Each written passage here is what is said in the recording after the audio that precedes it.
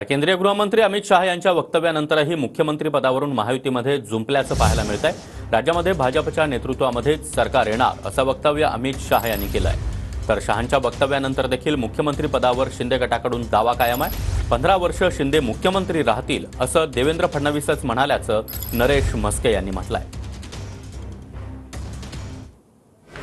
मुख्यमंत्री एकनाथ शिंदे साहेब यांच्या नेतृत्वाखाली लढल्या जातील असं जाहीर केलेलं आहे। परवाच देवेंद्र फडणवीस साहेब यांनी सुद्धा आणखी 15 वर्ष एकनाथ शिंदे साहेबच महाराष्ट्राचे नेतृत्व करतील। धर्मवीर 2च्या ट्रेलर लॉन्च प्रसंगी सुद्धा तशाच पद्धतीचे उद्गार काढलेले आहेत। आज मुख्यमंत्री एकनाथराव शिंदे जरी असले तरी पक्ष हा प्रमुख घटक पक्ष सरकारमधला आहे, ज्याचे सर्वाधिक आमदार आहेत।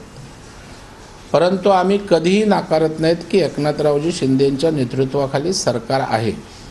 आता भारतीय जनता पार्टीच्या कार्यकर्त्यांच्या मेळाव्यात जर आपला मोठा पक्ष आहे आणि आपल्या नेतृत्वाखाली सरकार येणार असं जर अमित भाई शाह म्हणाले, तर त्याचे वेगळे अर्थ काढण्याचं काही कारण नाही।